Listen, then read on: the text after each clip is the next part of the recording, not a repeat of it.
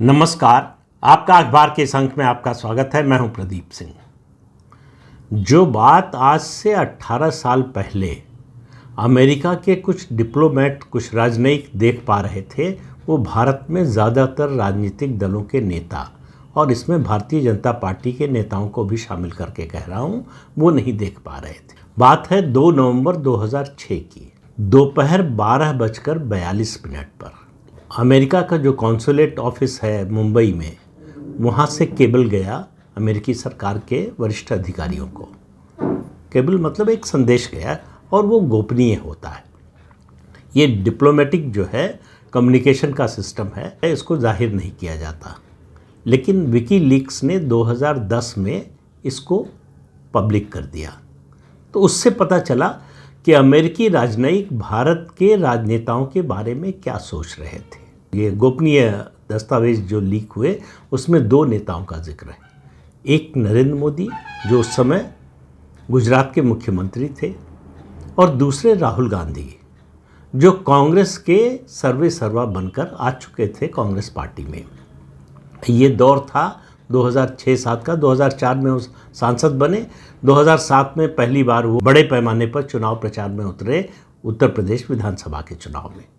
तो उस चुनाव के दौरान उनका जो कैंपेन था, उनका जो भाषण था, उन्होंने जो मुद्दे उठाए, उनके आधार पर, और गुजरात में नरेंद्र मोदी जो कर रहे थे उसके आधार पर आकलन किया गया।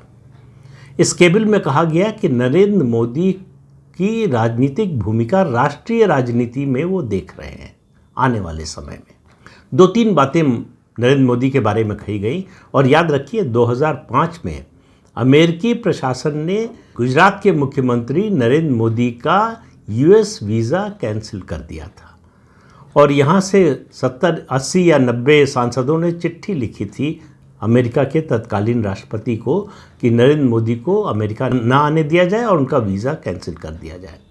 ये हालत थी अपने देश में एक प्रदेश के चुने हुए मुख्यमंत्री के बारे में।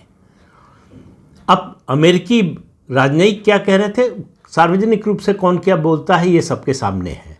लेकिन ये जो गोपनीय कम्युनिकेशन होते हैं, ये जो गोपनीय संवाद होता है, संचार का माध्यम है, इसमें जो सच में महसूस कर रहे हैं, जो दिखाई दे रहा है, जो ज़मीनी वास्तविकता उनको दिख रही है, उसकी बात होती है। तो उन्होंने कहा कि नरेंद्र मोदी के बारे में जिक्र करते हुए कहा कि उन्होंने अपने को अनकरप्टेबल के रूप में स्थापित कर दिया है, ऐसा राजनेता जिसको करप्ट किया ही नहीं जा सकता। दूसरा, एडमिनिस्ट्रेशन में उन्होंने अपनी पकड़ जिस तरह से बनाई है, एक टफ एडमिनिस्ट्रेटर की, लॉ एंड ऑर्डर पर अनकॉम्प्रोमाइजिंग जो उनका एटीट्यूड है, उसकी बात हुई। विकास के बारे में कहा गया कि वो इन्वेस्टमेंट इन्वाइट करने के लिए और इन्वेस्टमेंट बढ़ाने के लिए, व्यापार बढ़ाने के लिए और प्रदेश का विकास करने के लिए किसी भी तरह के कड़े से कड़े फैसले लेने को तैयार रहते हैं। ये नरेंद्र मोदी की छवि बनी यूएस के जो राजनयिक थे उनके मन में। ये किसी राजनेता की, बीजेपी के किसी नेता की छवि नहीं है। तो यूएस के डिप्लोमेट 2006 में नरेंद्र मोदी की राष्ट्रीय राजनीति में भूमिका देख रहे थे। आप कल्पना कीजिए, उस समय भारतीय जनता पार्टी का कोई नेता इसकी बात भी करने को तैयार नहीं था, इसकी कल्पना भी करने को तैयार नहीं था। गुजरात से बाहर उनकी कोई भूमिका हो सकती है, इसके बारे में भारतीय जनता पार्टी में कोई चर्चा भी नहीं थी। लेकिन एक व्यक्ति का अगर जिक्र नहीं करूँगा, वो जो है अन्याय होगा उनके साथ, और वो हैं इस समय बिहार के मुख्यमंत्री नीतीश कुमार। बात 2003 की है। उस समय नीतीश कुमार केंद्रीय मंत्री थे और रेल मंत्रालय का उनके पास प्रभार था। रेलवे के किसी कार्यक्रम के सिलसिले में गुजरात गए हुए थे। वहाँ एक कार्यक्रम में, जिसमें नरेंद्र मोदी भी मौजूद थे, नीतीश कुमार का भाषण, जिस भाषण को भारतीय जनता पार्टी ने 2015 में खूब प्रचारित किया। 2013 में एनडीए से अलग हो गए नीतीश कुमार, आरजेडी और लालू प्रसाद यादव के साथ चले गए। उस समय जो बोल रहे थे वो नरेंद्र मोदी का, तो बताने के लिए कि 2003 में यही नीतीश कुमार नरेंद्र मोदी के बारे में क्या बोलते थे, बताने के लिए वो वीडियो है। तो उसका खूब प्रचार प्रसार हुआ। उसमें नीतीश कुमार कह रहे हैं कि ये सब जो हुआ उसको छोड़िए, वो गुजरात दंगों का जिक्र कर रहे हैं। आगे बढ़िए, आपको बड़ा काम करना है, आपको राष्ट्रीय भूमिका निभानी है। ये बात नीतीश कुमार देख रहे थे, जो भारतीय जनता पार्टी के नेता नहीं थे, जिनका संघ से कोई लेना देना नहीं था। लेकिन संघ में या भाजपा में कोई भी उस समय अगर पूछा जाता तो उनकी इस राय से सहमत नहीं होता। तो नीतीश कुमार जो 2003 में देख रहे थे और यूएस डिप्लोमेट 2006 में देख रहे थे, वो देश में कोई राजनीतिक दल, कोई राजनीतिक नेता, चाहे वो भाजपा का ही रहा हो, देखने में असमर्थ था। और दोनों का अनुमान, दोनों का आकलन सही साबित हुआ 2014 में। और 2014 में भी जब ये आकलन उनका सही साबित हुआ, उस समय कितने लोग देश में होंगे आप बताइए, आप उंगलियों पर भी नहीं गिन पाएंगे जो ये कह सकते हो कि नरेंद्र मोदी लगातार तीसरी बार देश के प्रधानमंत्री बनेंगे। लगातार तीसरी बार प्रधानमंत्री बनने का जो रिकॉर्ड है, उससे पहले तक सिर्फ जवाहरलाल नेहरू के नाम था, जिसकी उन्होंने बराबरी की। तो जो उनके बारे में सोच थी, मैंने पहले बताया 2010 में विकीलीक्स ने जो है इसको लीक किया था और पूरी दुनिया को इसके बारे में जानकारी मिली।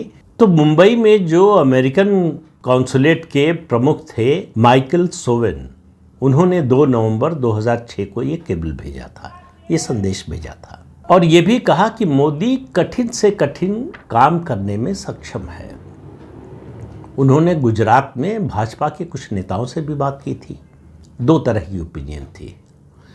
कुछ लोगों का मानना था कि ये जो कुछ हुआ 2002 में गोधरा के बाद जो सांप्रदायिक दंगे हुए, इसको धीरे धीरे लोग भूल जाएंगे और मोदी के जो दूसरे गुण हैं, चाहे कानून व्यवस्था की बात हो, चाहे प्रशासन की बात हो, चाहे विकास की बात हो और चाहे इन्वेस्टमेंट की बात हो, इन सब बातों को, और चाहे उनकी ईमानदारी की बात हो, ये गुण उनके ज़्यादा प्रभावी हो जाएंगे।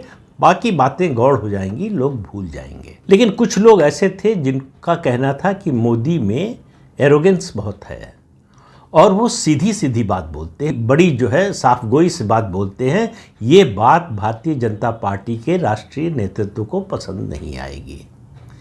तो इस संबंध में आपको एक घटना का भी जिक्र कर देता हूँ, हालांकि उसका पहले भी जिक्र कर चुका हूँ, लेकिन इस समय उसका जिक्र करना ज़्यादा मुझे लगता है कि वो मुफीद होगा।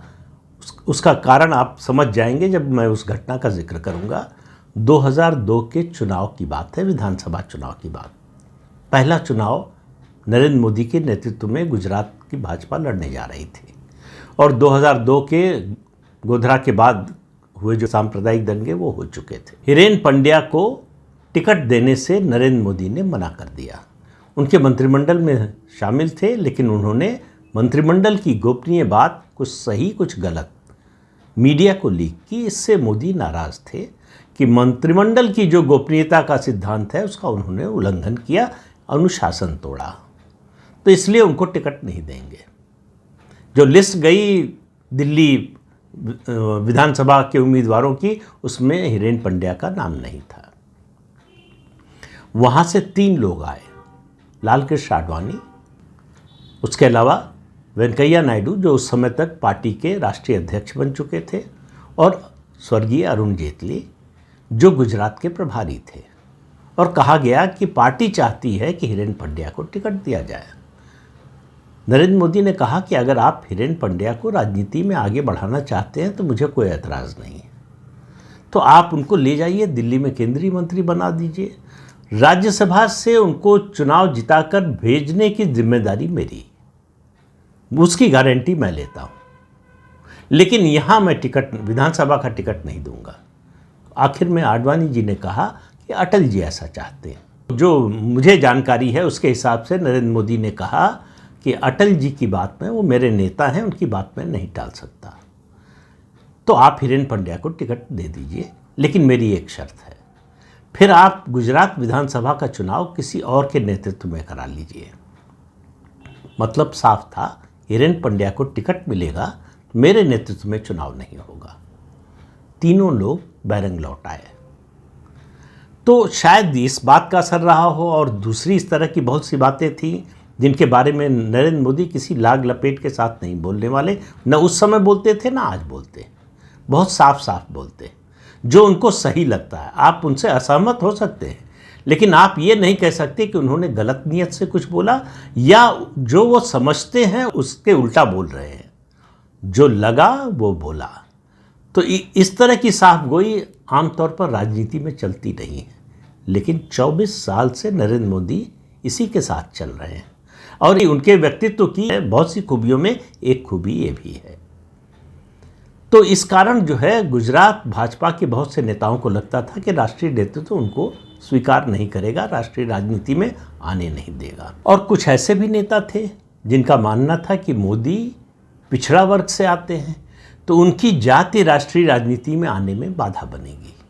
पिछड़ा वर्ग का कोई व्यक्ति राष्ट्रीय राजनीति में किसी बड़े पद के लिए दावेदार हो सकता है, ये कल्पना उस समय भारतीय जनता पार्टी के नेताओं में भी नहीं थी। तो आप इससे अंदाज़ा लगाइए कि लोगों की राजनीतिक दृष्टि कितनी सीमित होती है, दूर तक देख नहीं पाते हैं। तो यूएस डिप्लोमेट्स ने जो कहा, और नीतीश कुमार को मैं पूरा श्रेय देना चाहूँगा कि भविष्य में क्या होने वाला है वो 2003 में देख रहे थे, जो 2006 में यूएस डिप्लोमेट्स ने देखा और 2014 में पूरे देश और पूरी दुनिया ने देखा। तो 27 नवंबर 2006 को उस समय के मुख्यमंत्री, आज के प्रधानमंत्री नरेंद्र मोदी से मुलाकात हुई।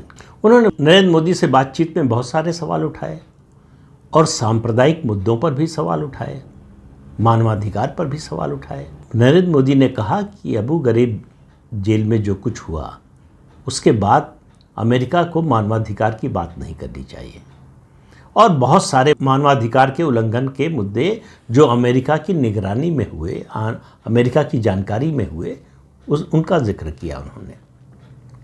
मुसलमानों की बात आई तो उन्होंने कहा कि देश में गुजरात में सबसे ज़्यादा अच्छी स्थिति में है मुसलमान किसी और प्रदेश की तुलना में, चाहे उनकी सुरक्षा का मामला हो, चाहे उनके आर्थिक विकास का मामला हो, चाहे सरकारी नौकरी में उनकी भागीदारी का मामला हो। उन सब मामलों में गुजरात का मुसलमान देश के बाकी राज्यों के मुसलमान से बेहतर स्थिति में है। तो ये जो एक तरह से उनका जवाब था कि ये जो आरोप है कि उनके राज्य में या उनके मुख्यमंत्री बनने के बाद मुसलमान की स्थिति खराब हुई है, ये बिल्कुल झूठा प्रचार है। 2010 में जब विकीलीक्स में ये बात उजागर हो गई तो उसके बाद नरेंद्र मोदी ने एक प्रेस कॉन्फ्रेंस किया और फिर यूएस काउंसिल जनरल के साथ उनकी जो बैठक हुई थी, मीटिंग हुई थी, उसमें कहा कि मैंने अमेरिका को आईना दिखाया उस बैठक में कि मानवाधिकार पर उनका अपना रिकॉर्ड क्या है। दूसरों से सवाल पूछने से पहले खुद आईने में देखें अपने को। और यूएस डिप्लोमेट्स ने गुजरात में कांग्रेस के नेताओं से भी बात की। उसमें एक नेता के नाम का जिक्र है, मनोहर सिंह जडेजा। तो कांग्रेस नेताओं का कहना था कि जब तक नरेंद्र मोदी गुजरात में है तब तक कांग्रेस का उभार गुजरात में नहीं हो सकता, तब तक कांग्रेस रिवाइव नहीं हो सकती गुजरात में। और ज़्यादातर कांग्रेस नेताओं ने मोदी की तारीफ की, उनके प्रशासन चलाने के तरीके की और उनकी ईमानदारी की और उनकी साफगोई की। तो ये 2006 में यूएस डिप्लोमेट्स देख रहे थे नरेंद्र मोदी के बारे में, और ये छवि उनकी 2006 में बन गई थी। आज हम बात कर रहे हैं 2024 में। तो इन केबल्स में एक और नेता का भी जिक्र था, उसके बारे में भी फीडबैक दिया गया था, उनका नाम था राहुल गांधी। 2007 में जो विधानसभा का चुनाव हुआ उत्तर प्रदेश का, उसमें वो पूरी तरह से उतरे चुनाव प्रचार में।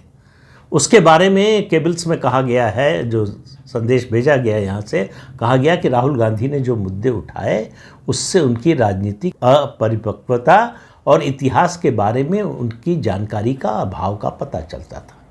उन्होंने अयोध्या में विवादित ढांचे के विध्वंस का मुद्दा उठाया, बांग्लादेश बनने का मुद्दा उठाया, उन्होंने अपने परिवार का मुद्दा उठाया। कहा कि हमारा परिवार जो तय कर लेता है उससे पीछे नहीं हटता है, चाहे आज़ादी का आंदोलन हो। तो एक तरह से वो कह रहे थे कि आज़ादी का आंदोलन का सारा श्रेय उनके परिवार को है, और चाहे फिर बांग्लादेश का निर्माण हो या भारत को 21वीं सदी में ले जाने की बात हो।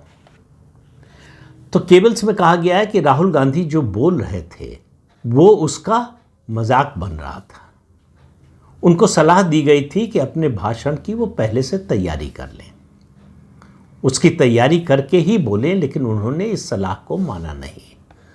और लगता है उनके भाषणों से कि आज भी वो इस सलाह को नहीं मानते। जिस तरह की वो बातें करते हैं, कई बार तो बड़ी बचकानी बातें लगती हैं।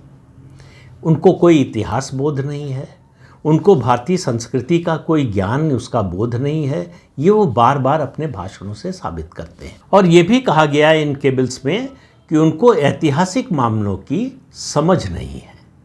देश में भी आलोचना हुई और विदेश में क्या संदेश जा रहा था, इससे आप समझ सकते हैं।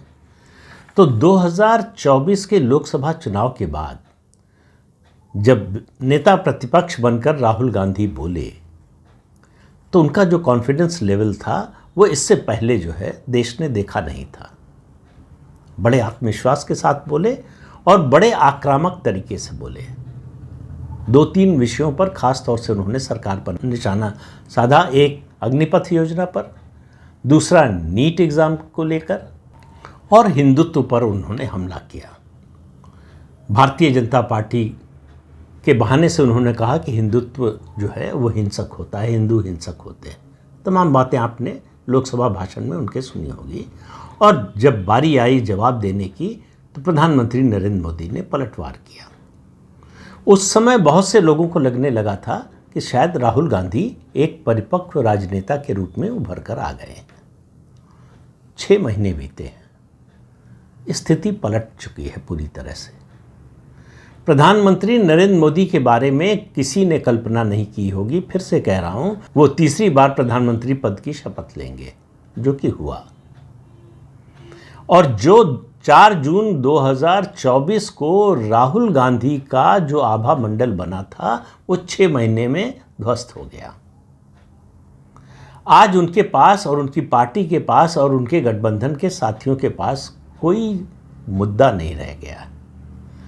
6 महीने में कोई पार्टी इस तरह से मुद्दा विहीन हो जाए, ये इतिहास में देखने को शायद ही कभी मिला हो।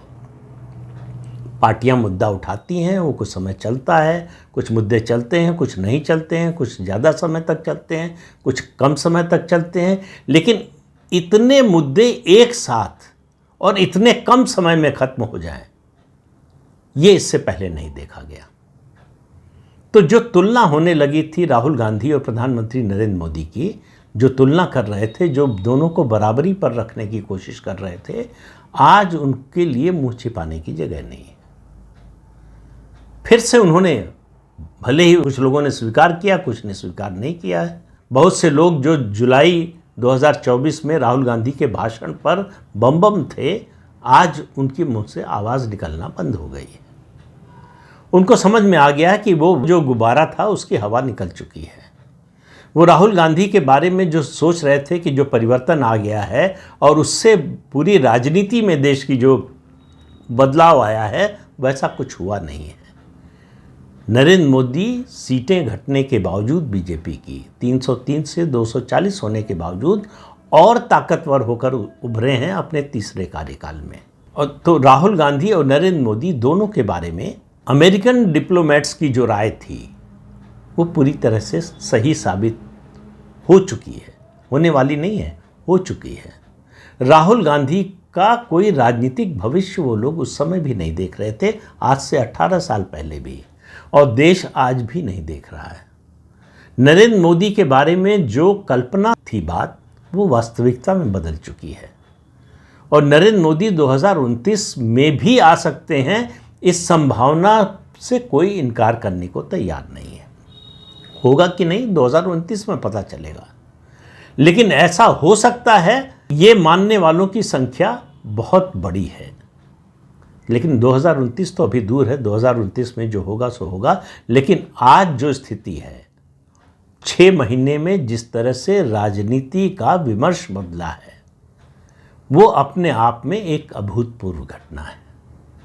प्रधानमंत्री का आत्मविश्वास, जियोपॉलिटिक्स में उनकी भूमिका, उनका बढ़ता महत्व, भारत का बढ़ता महत्व, और एक नारा, बटोगे तो कटोगे। इस नारे को मैं बार बार कह रहा हूँ, याद रखिए। ये नारा ऐसा नहीं है जो 2 महीने, 4 महीने, 6 महीने, साल, 2 साल, 4 साल में ये लोगों के आंखों से ओझल होने वाला हो या दिल से निकलने वाला हो। ये जो है एक तरह से इसने स्थायी जगह लोगों के दिल में बना ली है। इस एक नारे ने तमाम विमर्श ध्वस्त कर दिए हैं। अखिलेश यादव को समझ में नहीं आ रहा है कि पीडीए पर बोलें कि चुप रहे हैं। आखिर पीडीए बांटने का ही तो एक औजार था, तो अब वो पीडीए पर कैसे बोले? तो इसलिए आप देखिए जितना रिएक्शन और लगातार और जितनी जल्दी जल्दी इस पर प्रतिक्रिया आ रही है अखिलेश यादव की, आपको किसी और बयान पर 7.5 साल में जो मुख्यमंत्री योगी आदित्यनाथ ने दिया होगा उस पर नहीं आया होगा। इस नारे का जो घाव है विपक्षी दलों पर वो बड़ा गहरा लगा है। वो क्रिकेट में कहा जाता है, उसका इस्तेमाल उस फ्रेज का मैं राजनीति में कर रहा हूँ कि form is temporary, class is permanent. तो जो फॉर्म दिखा था जुलाई 2024 में राहुल गांधी का, वो क्लास नहीं था, और जो नरेंद्र मोदी के साथ है वो क्लास है जो परमानेंट है, जो दिखाई दे रहा है, जो लोगों की समझ में आ रहा है, जिसका असर 2024 के हरियाणा विधानसभा चुनाव के नतीजों ने जिसको स्थापित किया है। तो आप इसी दृष्टि से महाराष्ट्र और झारखंड के चुनाव में जो कुछ हो रहा है उस पर नज़र रखिए। इसके बारे में ज़्यादा विस्तार से बात करेंगे इन 2 राज्यों के चुनाव नतीजे आने के बाद। क्यों कह रहा हूँ? इसलिए नहीं कि पता चल जाएगा कौन जीता कौन हारा, वो तो एक कारण है ही। इससे पता चलेगा जो ट्रेंड बदलता हुआ दिख रहा है वो केवल फौरी है या वो परमानेंट है, वो स्थायी रूप से स्थापित हो रहा है या एक घटना थी, हो गई, खत्म हो गई बात, आगे बढ़ जाइए। ये 2 राज्यों के चुनाव के नतीजे तय करेंगे कि इस घटना का असर कब तक और कितनी दूर तक होगा। तो इस अंक में इतना ही। अगले अंक में फिर मिलेंगे किसी नए मुद्दे के साथ। तब तक के लिए अनुमति दीजिए। आपसे अनुरोध है कि चैनल देखिए, शेयर कीजिए, लाइक कीजिए और सब्सक्राइब जरूर कीजिए। नमस्कार।